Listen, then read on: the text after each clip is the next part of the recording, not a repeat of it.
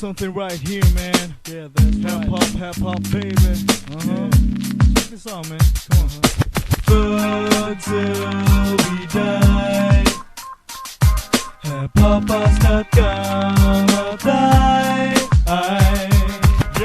Hip hop was not the best, but why? But no, it's not about the style that we used to do. Cause hip hop for us is the best. It's all about cultures and the elements, we're writing it now. Hip hop, they keep on telling me to stop this. Music coming from the black tracks like rap. They use Lusay na ang tukar, dapat na igbasurangan. Diri idibli, waramat gamit na kinakaptan. Puro hinabog, puro lakaro, kaya kang bara. This is the way to judge, hip hop on its own. You gotta learn the fact that there was something going on. Blazing hip hop with its elements, we're still making it strong. Ganyan na kami seryoso, kahit pagkatotoo ay tamang grupo.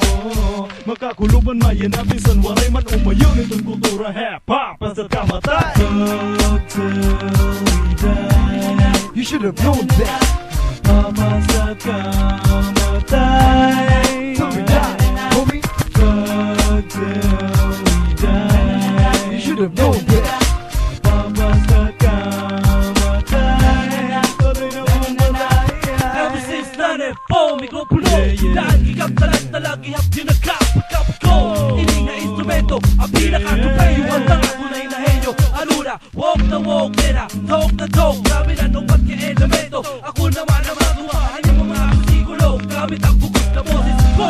Boses ko, paro mabisang ka pa supremo. Kitaon ta kung hinuwit pa ilog. Kitaon ta kung di ikagod-kutob. Kitaon ta kung makaya pati matuhod. Hiling ang madugo nga pagputo. Harap, giba ilubay. Yan ang magkakagawasan mga magdikon. Mga pinakamalapit na tunay. Yan ang makakalasan ang tarang nga inos. Kahit nga kaaway. Mga primero sa likway. Sakit patay ko patay. Patay ko patay. Thug till we die. You should have known that. Hip-hop basta't kamatay. Till we die, homie. Thug till we die. You should have known that. Hip-hop basta't kamatay. Since 1988 I was born to be a nigga, but the war still goes on. Before bloods and grips, how to rumble, rock and hip hop already have a battle, you mean? Rapping up the top, never stopping choice. Emotional there, thug having a voice, while the other side screaming doesn't stop. Honestly, I don't feel them when they talk. When they grab the microphone, they drumming it loud. When we're jumping the stage, we're bouncing the crowd. Off the mic and on the mic, we're having fun, talking to the people what they want, but don't mind the bling. You gotta understand what they have and we have when we stand. Different cultures, and what do you expect in the thing?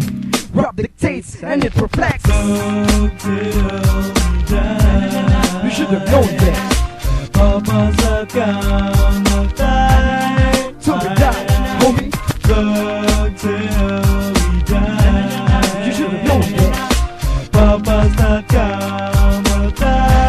Until we die.